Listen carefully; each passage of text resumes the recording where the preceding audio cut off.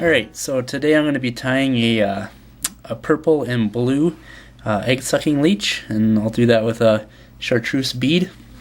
I tie this fly in multiple different color combinations. This is a blue and black with a pearlescent orange bead, and then here's a another chartreuse bead one, and this is black and purple. So this particular one that I'll be tying is quite a bit larger than my usual woolly bugger pattern. It's about 50% bigger, so I tie it on a bigger hook. So we'll get to tying it. Alright, so I'll be tying this on it's a hook by Vicious, and it's called a O'Shaughnessy offset shank hook, just like this. And what I've done is I've already put on a chartreuse bead, and this is just called a salmon bead, and this is the S5, just basically 5mm. So I just slip that on. What I do is I'm going to throw on a base of chartreuse thread. Just build that up a little bit. This is what's actually, it'll help brighten up the bead, because that bead is transparent, and if you just leave the hook underneath it, it kind of darkens up the bead. So I just like to throw a little bit of fluorescent chartreuse thread on there. You can just go ahead and finish that, and then if you want, you can go ahead and throw a little bit of head cement on there. Not really necessary, since it's going to be protected by the bead. So you should just slip that up like that. Then I follow that up by about 10 wraps of .02 lead wire. Just go ahead and throw those on there. 1, 2, 4, 5, 6, 7, 8, 9, and 10. And you should be able to just break that off and go ahead and break off the other end, like so. Okay, and the thread I'll be using to tie the rest of the fly is just a uni thread 6/0 in the purple. So you can go ahead and just build up a little bit of thread directly behind the lead wire. That'll hold the lead wire in place as you secure it down with your thread wraps. Let's trim that off. Go ahead and just kind of a few loose turns going forward, and then you can go ahead and start binding it down on the way back.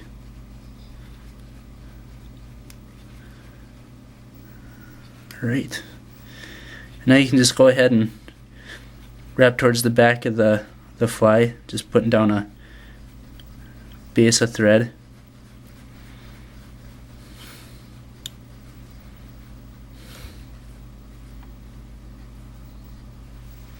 You want to wrap back just before the bend.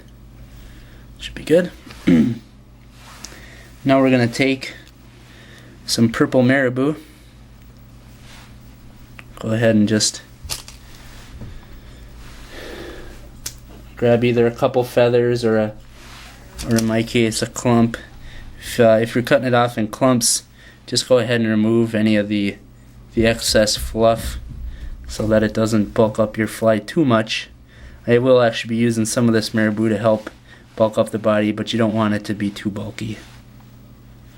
Alright, and to measure that, I go at least as long as the whole hook, and maybe just a touch longer. Go ahead and just bind that down with a couple of wraps, and you can look and see if you like how it looks. This one's maybe just a hair too long, so I'm just going to shorten that up a little bit.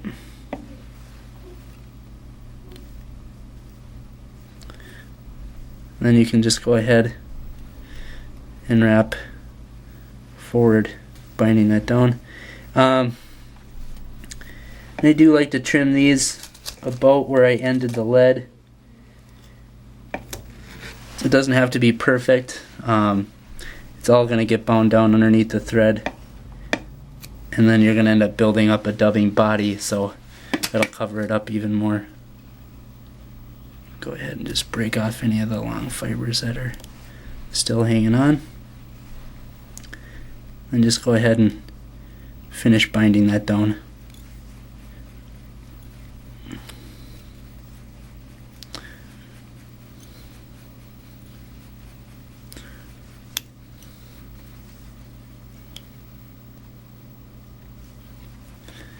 Then wrap forward to about the middle of the fly. Next thing we're going to do is tie on some flash. I just cut off 2 strands. This is just Flashabou, the dark blue color. So cut off a couple strands of that. You don't want to add too much flash to this fly. The body's going to have enough of that. Okay. Now I like to secure this at about the halfway point on the side of the fly. And you can trim them up a little bit in advance so that you don't have so much material in your way. And then I just kind of hold these on the side of the fly and wrap back. You don't have to touch turns, just kind of secure them down. And then wrap back forward to the point where you tied them in originally. And then go ahead and wrap it over. And then secure them down along the other side of the fly.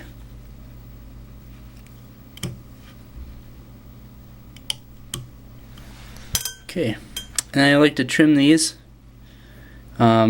just a little bit longer than the marabou tail. Okay.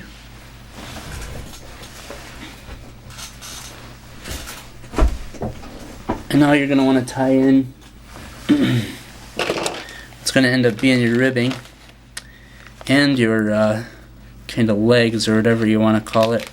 And this is just a length of UV polar chenille, and it's not the rusty copper. This is actually the purple, and it has UV in it as well. So just go ahead, tie that in right here at the back.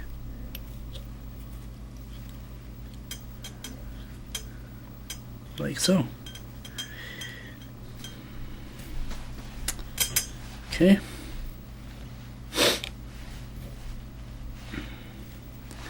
Now you're going to want to build up a nice dubbed body, and I use the STS Trilobal dub, and that's by Haler and Debon, and I use that in the Kingfisher blue color.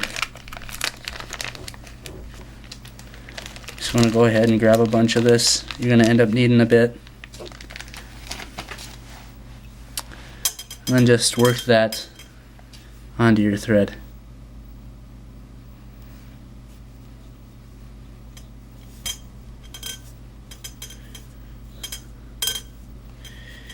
And I found that this stuff takes quite a bit of pressure to get it to dub onto your thread, but just kind of take your time when you're getting it on there, and it should work out for you.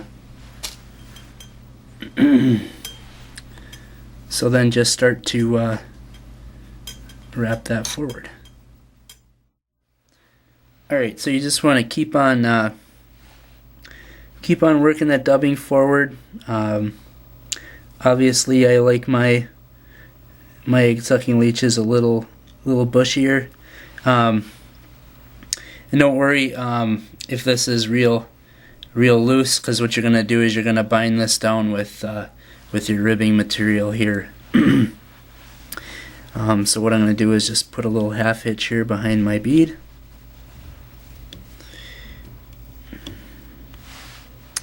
Like so. And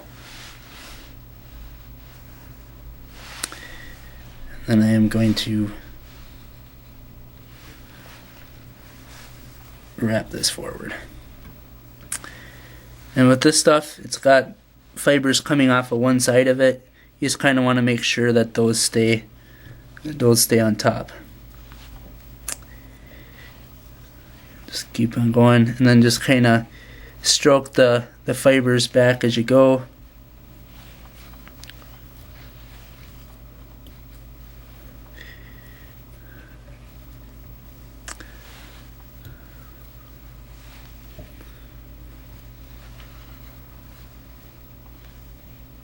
And you want to let a bit of the blue shine through.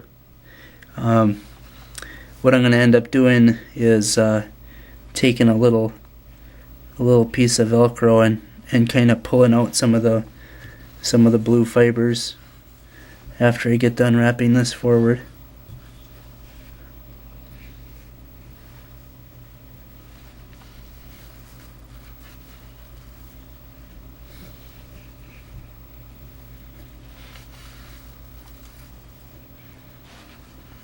Alright, that was good.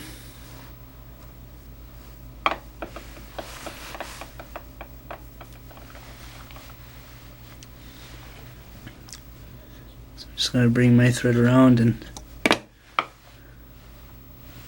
bind that down.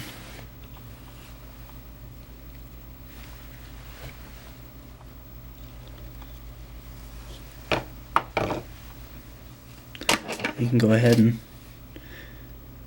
trim the excess, pull back any of your extra fibers, and then just go ahead and bind that down the rest of the way with a few thread wraps. Okay, go ahead and do a few whip finishes. These are kind of squirrely fibers, so just be patient with them. They in the water they all slick back and end up looking really nice in the water. Go ahead and trim your thread. And before I take the little piece of Velcro to it, I'll just go ahead and put on my head cement. Just a little bit of that. Okay. And now for a tool, I basically just have a little dot of Velcro that you can get at like Walmart. I've attached that to the end of a carpenter's pencil. So you can just go ahead and work out that blue dubbing. I don't know, it just kind of helps fill out the fly. These blue fibers are also very translucent. They create a really nice effect in the water. They flow really nice along with the polar chenille. So just kind of a little extra thing to do to kind of help fill out your fly. So that's basically it. And then one last step that I like to do to just kind of add a little bit to the fly is you can go ahead and add just a little dot with a red permanent marker.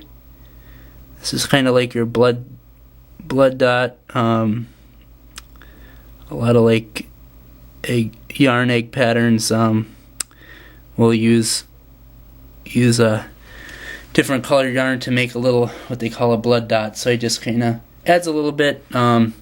It's bound to rub off in the water. Not much sticks very well to these plastic beads. Imagine you could get some kind of paint, but I just add with a permanent Sharpie. So anyways, that's my blue and purple egg sucking leech. So hope you decide to give this a try, and good all around steelhead streamer. You can bounce this along the bottom or go ahead and swing this through pools, and hope it catches you fish.